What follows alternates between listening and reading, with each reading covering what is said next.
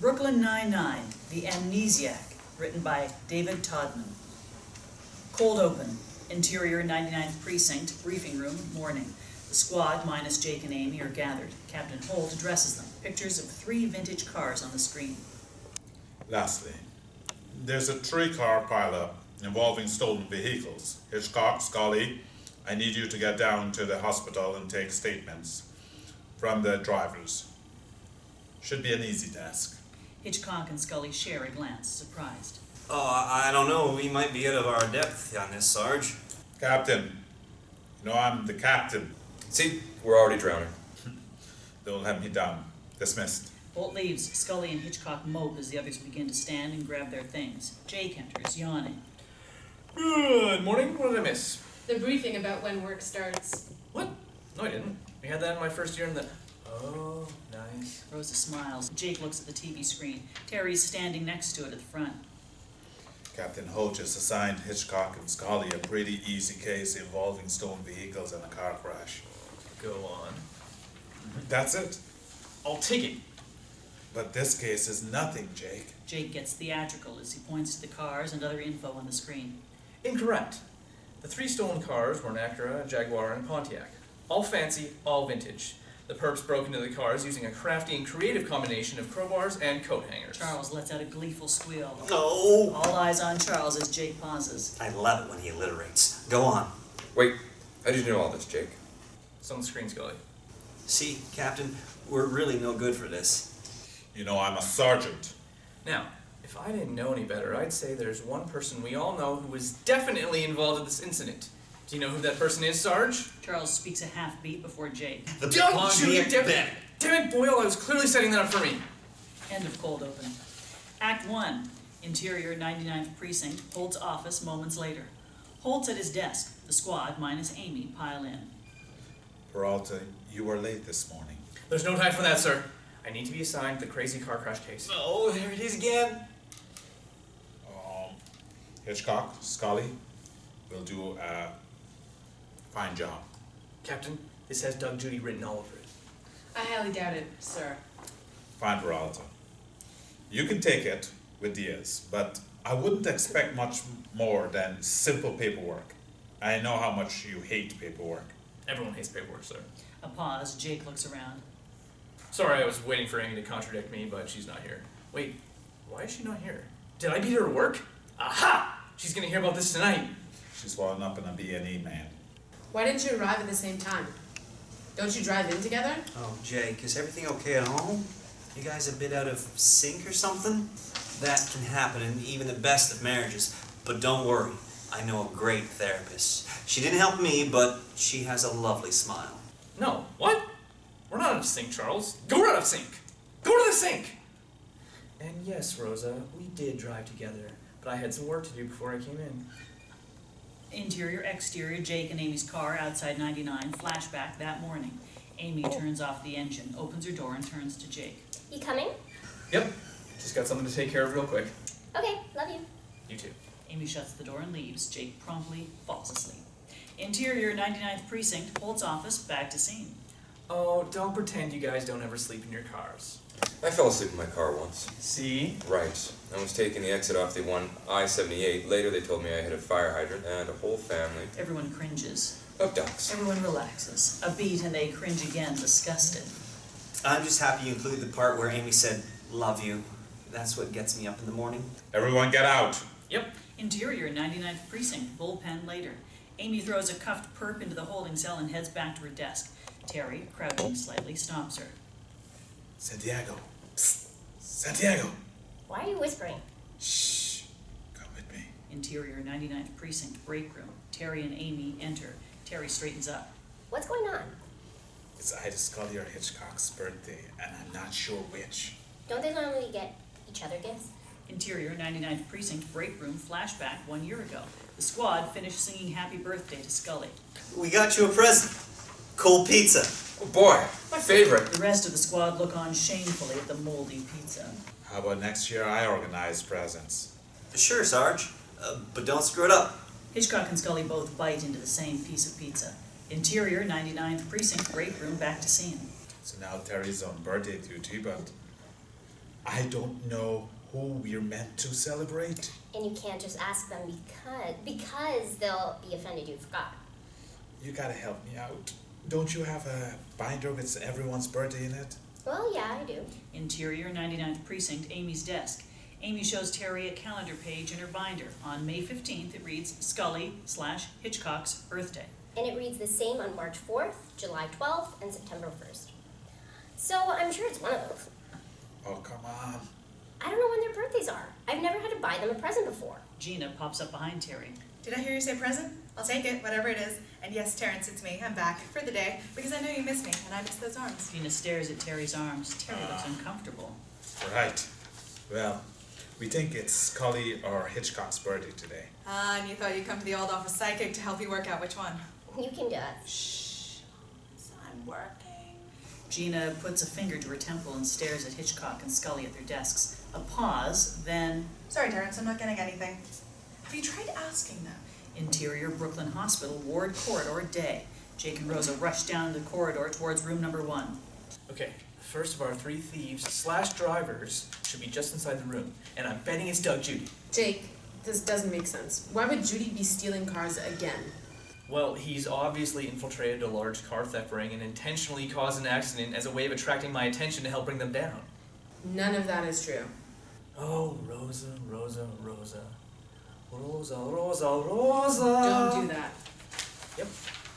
But it's definitely going to be him, and you'll be the one with egg on your face when he says, Jake, my best friend/nemesis, it's me, Doug Judy. I guarantee he won't say any of that.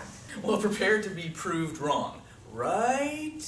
Jake leads them into Interior Brooklyn Hospital, room number 1. Now, Doug Judy, I got you. Reveal a young white guy cuffed to the hospital bed. My name is Brad. Aha! Round 1 to Rosa. Damn it, Brad, you always ruin everything. Jake and Rosa leave. That's what my mom used to say too.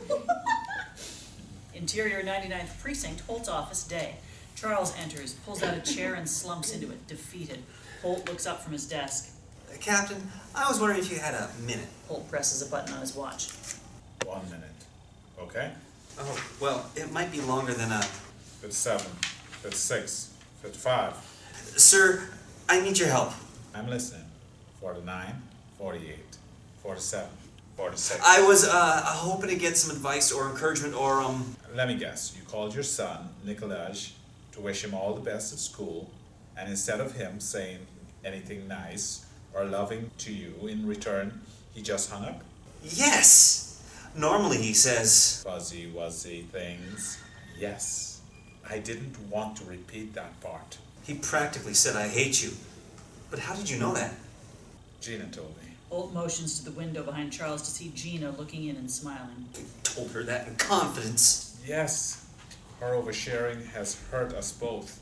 Anyway, now that you have confirmed the story that I have no choice but to take you off active field duty effective immediately. I don't think it's gonna affect my ability in the field. We have a lot of work to do to get your confidence back. I was just sort of hoping for a quick, you'll be fine, kids can be weird.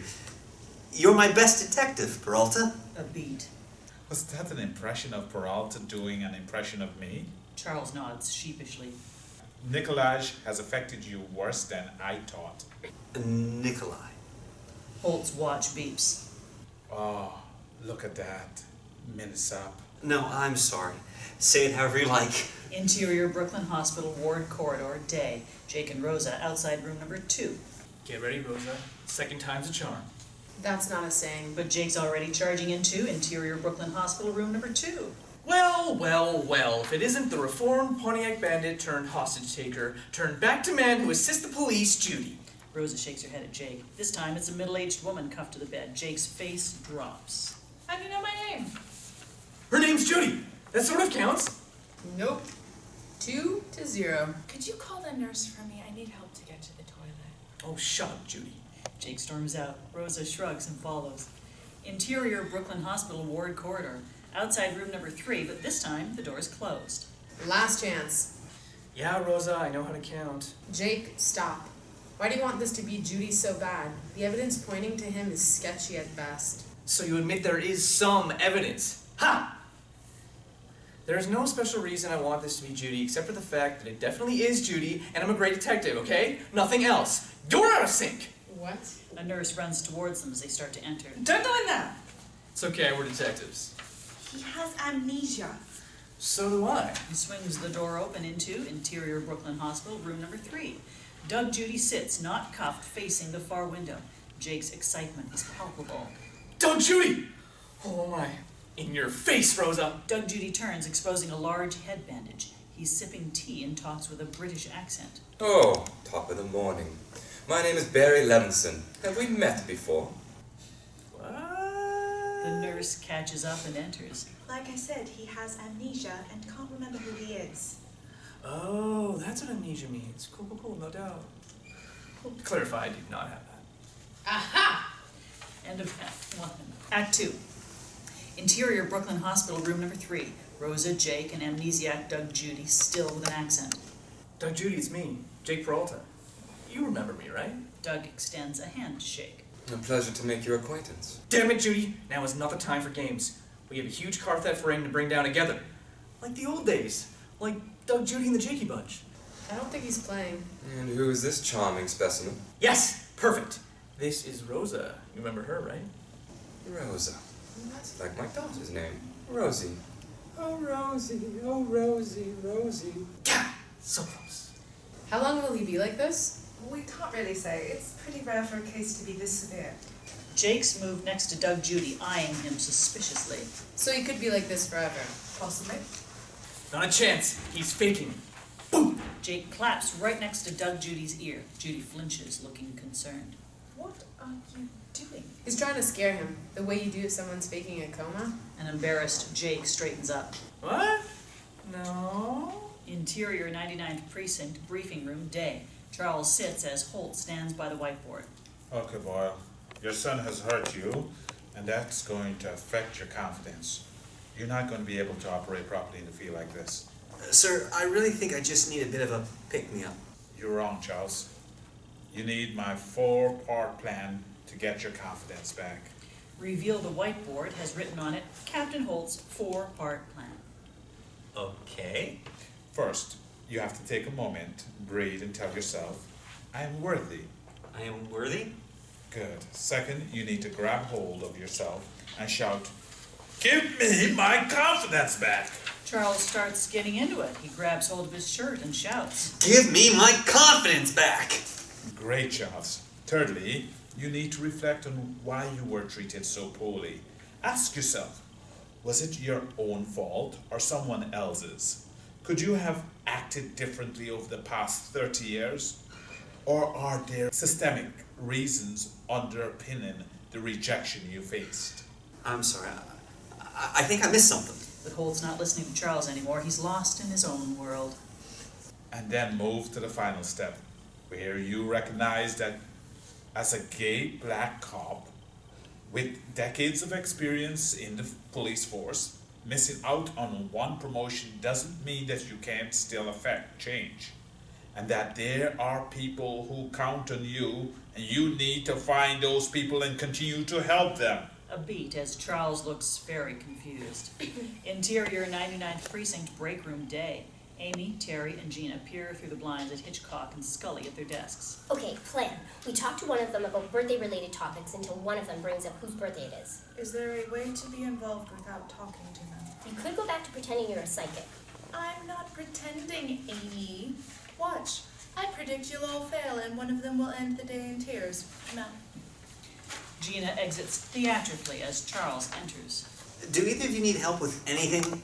Captain Holt told me my confidence is low and I need to help people to get it back.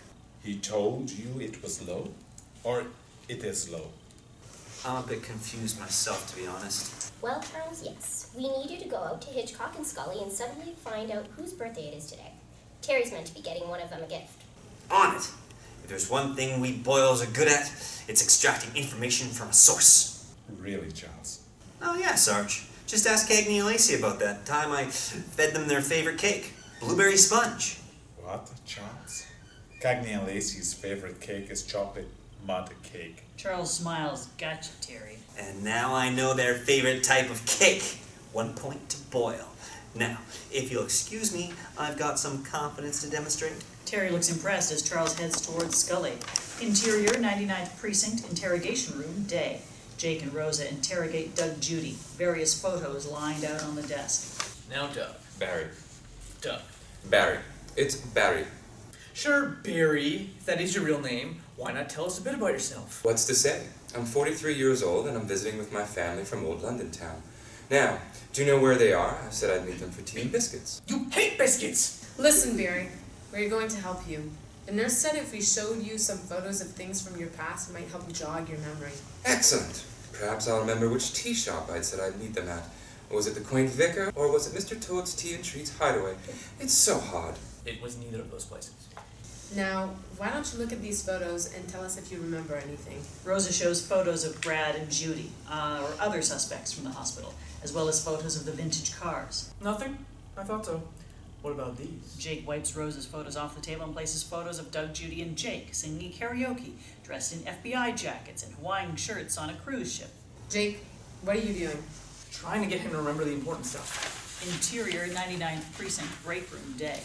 Terry and Amy watch through the blinds as Charles approaches Hitchcock, talks briefly, looks panicked, and returns to the break room. Charles, what happened? Wow, I am not ready to be back in the field.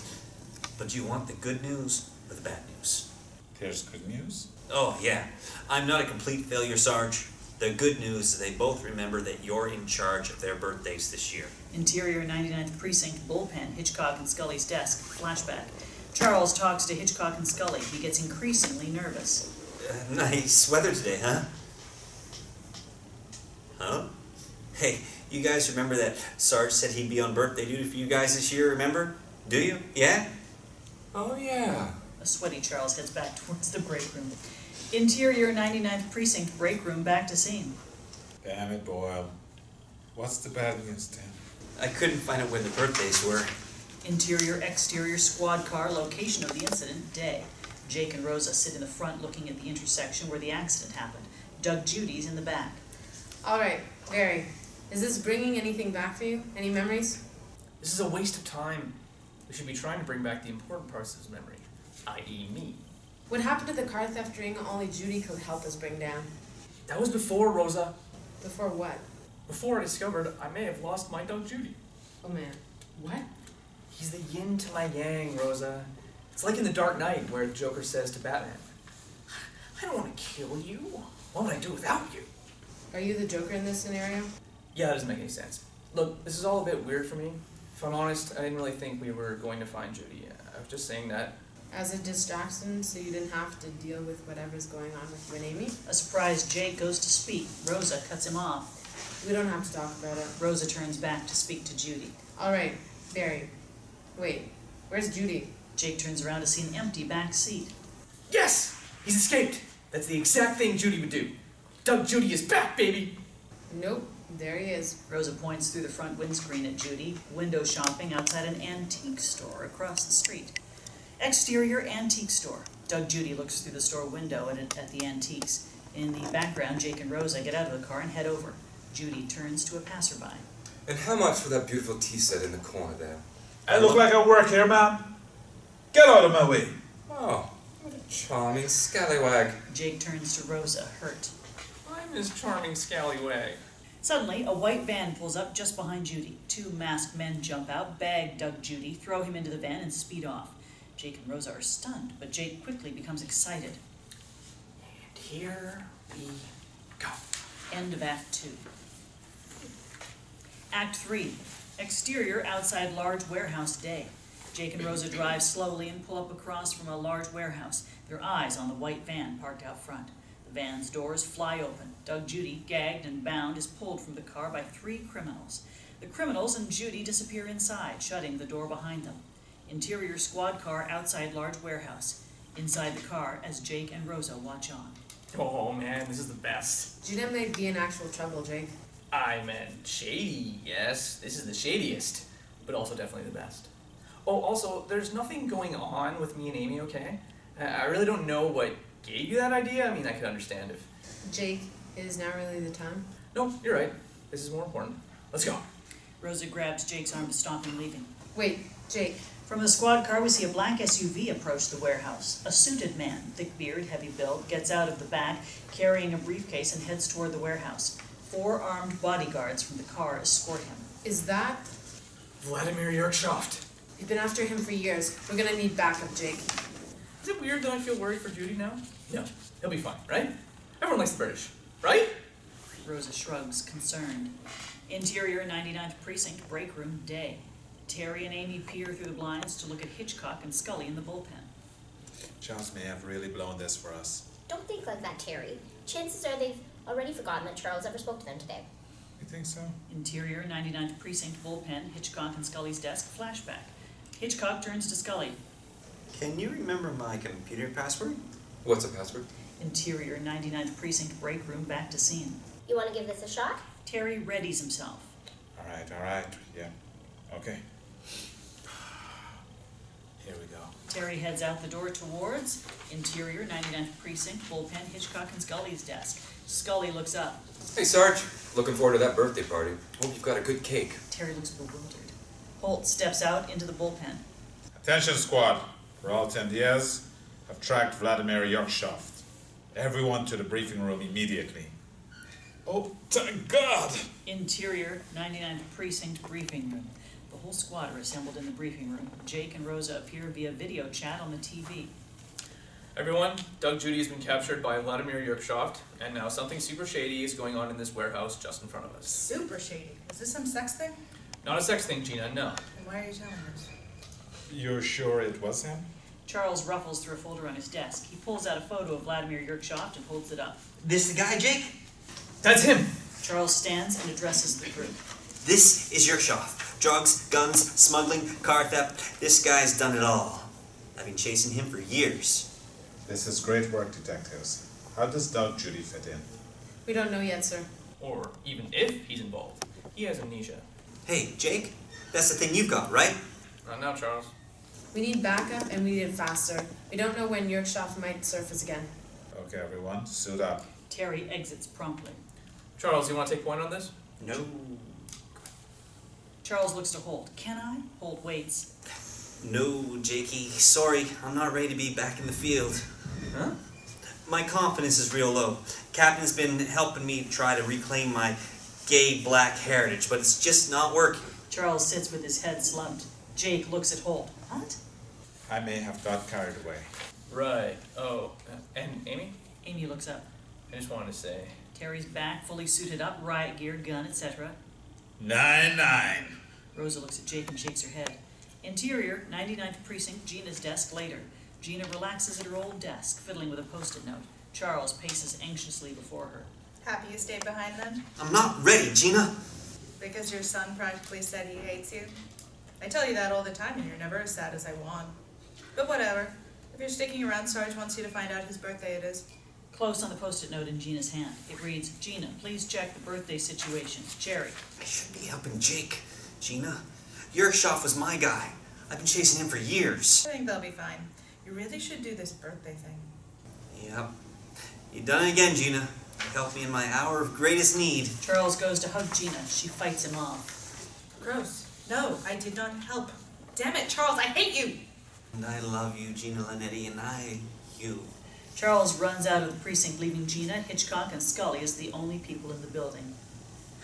So I gotta do this, do I? Hey! Whose birthday is it? Hitchcock and Scully look up confused. Interior warehouse room day. Jake, Rosa, Terry, Holt, and Amy are all tied up on chairs in the middle of an otherwise empty room. This wasn't the plan. That didn't go so well. What's the plan now then? Suddenly, we hear footsteps. Plan? Doug Judy laughs and stands before the squad, 2 armed perps either side of him. Judy also holds a gun, aiming it at Jake. You don't need a plan. Hello, Peralta. Judy! Yes! I knew you were faking. See, Rosa, what did I say? You said he was Batman. What? Wouldn't you be Batman? I got caught in the moment. I was worried he turned British. Anyway, Judy, quick. Knock those 2 dudes out and let us free. I think you're confused, Jake. I'm not on your side. I'm sure you thought that maybe I was faking amnesia so I wouldn't be arrested and so that Yerkshoft didn't know I was helping you bring down his car theft ring, because that would be super dope. But I bet you also thought that everything I said subtly led you here. It was the white van that led us here. Oh, Rosa. Rosie, Rosie, Rosie. Suddenly, Charles bursts through a door on the balcony above them, armed and looking badass. Charles! What are you doing here? I'm here to help you, hoes. He does love alliteration. Charles, it's a trap. Judy's bad and they've got people everywhere. Way more than we thought. I wouldn't worry about me, Jake. I know I had some issues, but my confidence is fine now, and I'm ready. Whack! Charles gets knocked out from an unseen assailant behind him. Interior warehouse room later. Charles comes to. He's tied up next to Jake. Good one, Charles. Boyle's back, baby! End of Act 3. Act 4, interior warehouse room day. Jake, Amy, Charles, Rosa, Holt, and Terry all tied up. Doug, Judy, and his 2 armed perps still stand guard. Welcome to the party, Mr. Boyle. Charles, what were you thinking? I want to show you guys that my confidence is fine and that the issues were just in my head. Well, actually, Boyle, I think your issues were all in my head. Are you sure, sir? Because I was just starting to reconnect with my gay black heritage.